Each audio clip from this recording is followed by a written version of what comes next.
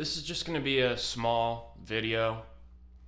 Mainly, I want to do two things: is read an open letter I wrote about the whole medical situation, what's going on in the world, and the second thing is to show some footage from some really cool hikes we did in Ithaca, New York.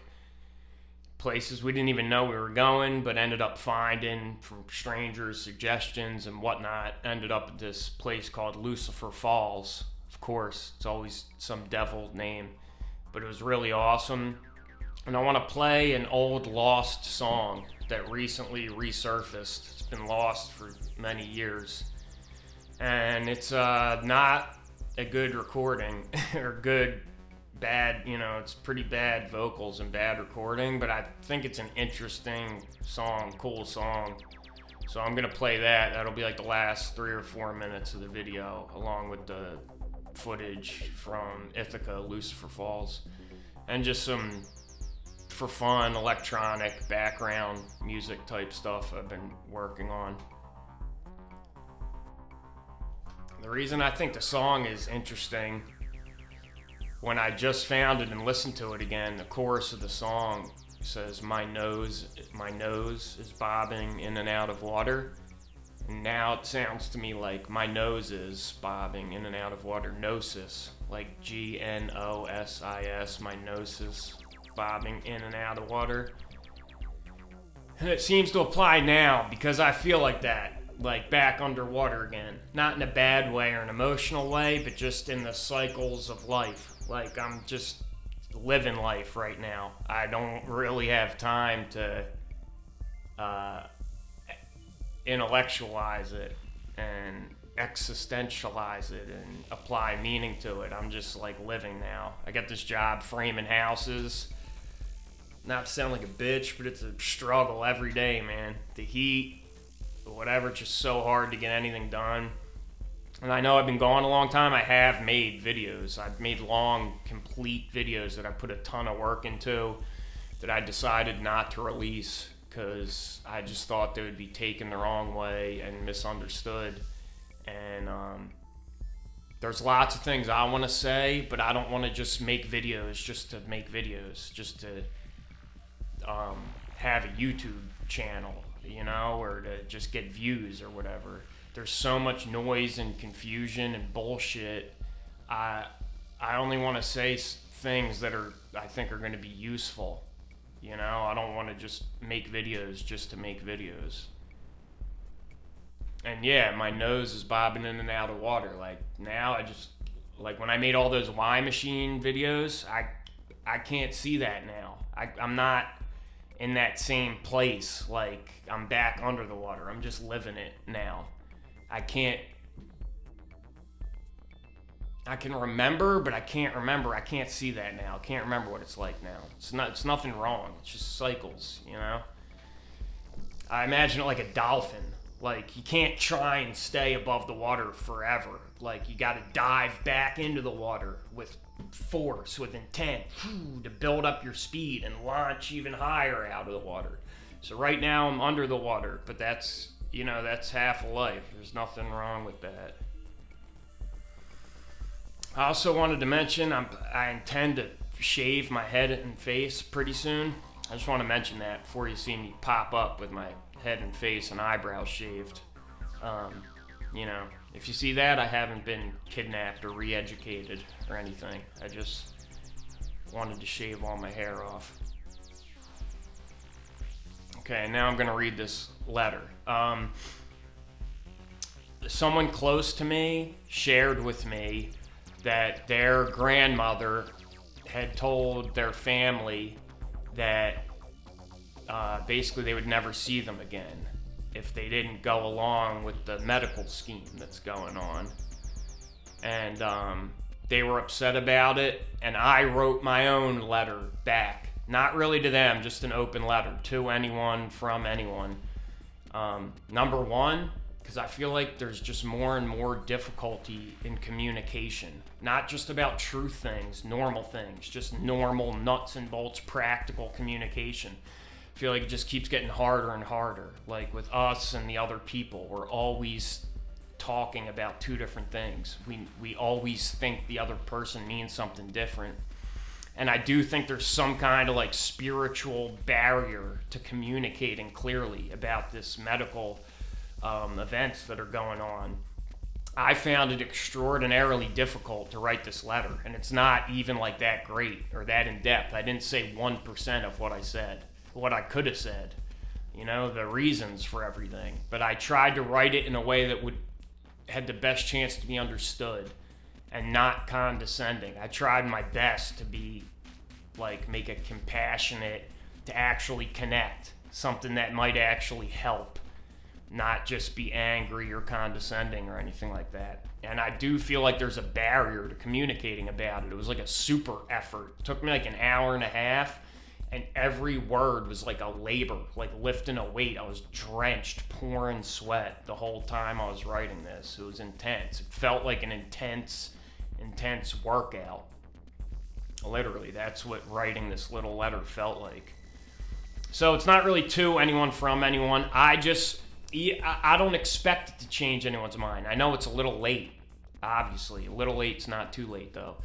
And I don't expect it to change anyone's mind. And I don't really want to explain myself. But I think the right thing to do, if I think something's important, is to try to express myself clearly and respect all my fellows.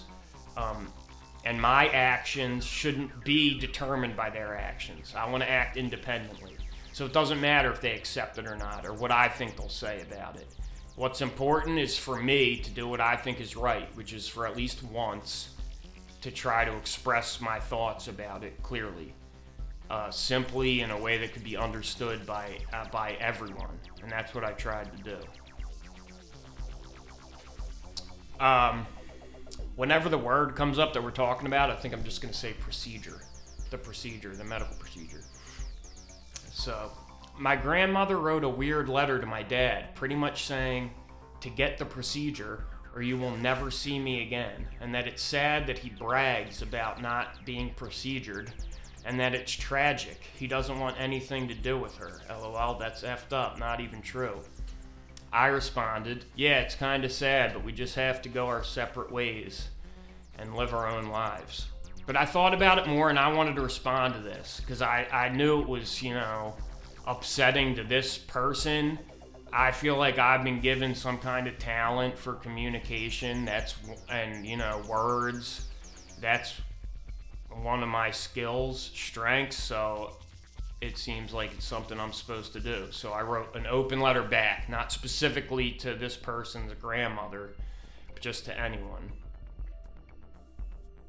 So I said he should write back and just say, I love you and I'm always here for you no matter what.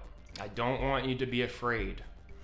I agree that the physical and mental health of the world are in dire crisis, and many people in the modern world are very sick.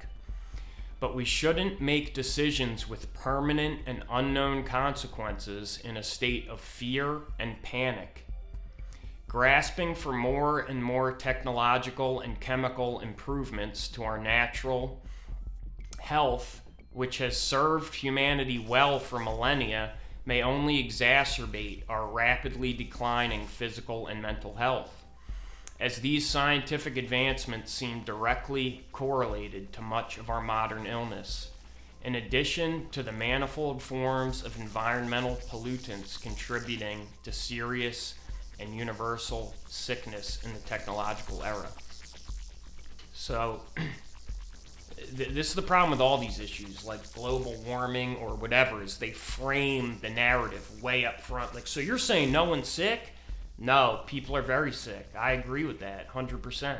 It's a dire health crisis. But I don't think it's the result of one immediate, recent event. It's a result of our entire modern world and our technological and chemical dependency. The more dependent we become on technology and chemicals, the further our mental and physical health decline. That's what I'm trying to say. It is also well known that severe stress, anxiety, and fear can be catastrophic to one's immune system and even cause serious illness.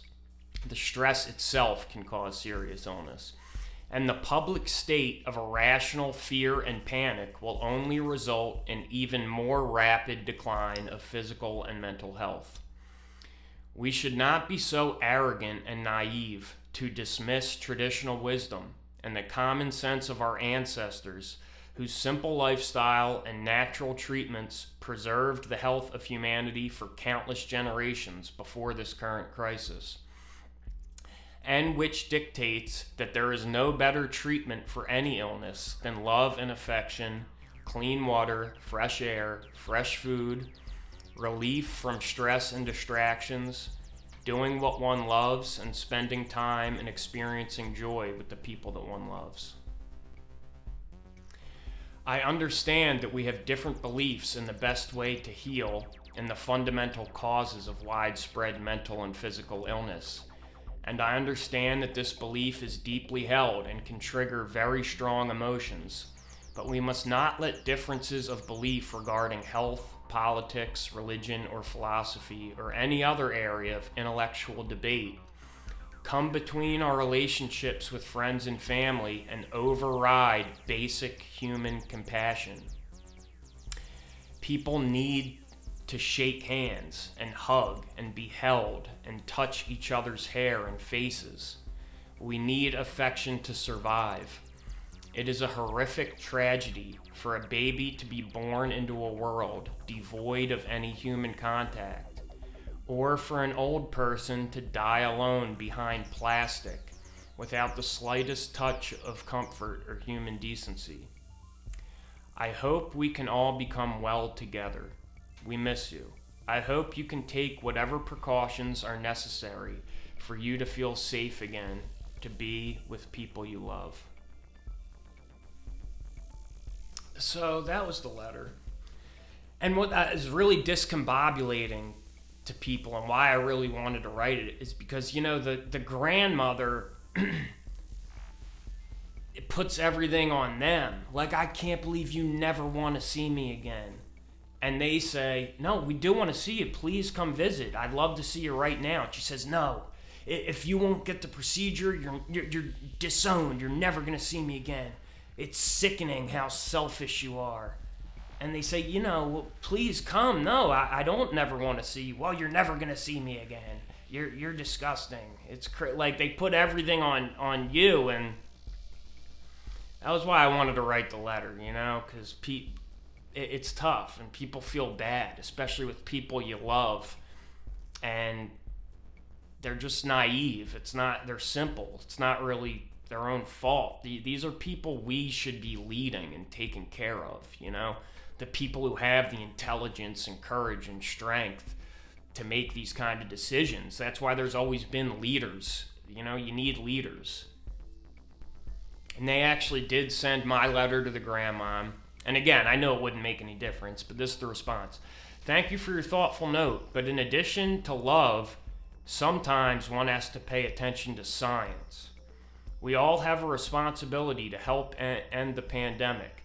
One way is to get the procedure. This person had this, and this person had this, and her boyfriend had this. We're all looking forward to getting the second procedure. Like, it's weird. So number one, there's no response to any of the points in my letter. Like, what do you think about what I said about traditional wisdom and common sense? What do you think about the decline in our health paralleling our dependence on technology and technology being introduced into our lives? Don't you see the conflict that you know, more and more technology is causing illness, that proceeding further down that route will only produce more illness? There's no response to any of that. There's no logical response, you know?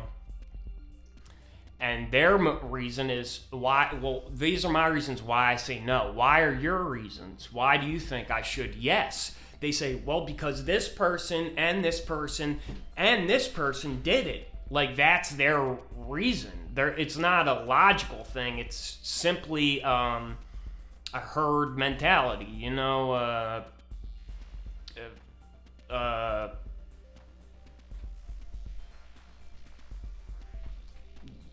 Democracy. That's why. Democracy. And that response, how I was saying, there's no actual logical response ever to any of they don't address any of the points you made. It's always emotional, fear, panic, irrational. That's why I feel like right now it's much more important for me to work on just art and music stuff, because I don't think rational argument actually changes anything. That's not really the basis of reality. Like, I don't have a materialist view of reality. I have ultimately a spiritual view of reality, and I think the unconscious, the spiritual world is fundamentally irrational. I don't think that the true fundamental cause of anything is linear or rational. It's irrational. And whatever you want to call them, powerful people, forces of darkness, they understand this. They don't control people. They don't influence reality by rational argument. They shape reality through the unconscious, through the use of symbols and the unconscious, irrational mind. You're never going to change someone's mind with rational argument. That's a materialist worldview. That's the wisdom of men, which I feel is fundamentally false. The true nature of reality is irrational. So if I want to affect reality, if I want to actually make a difference, I think that my most fruitful avenue is not rational argument or linear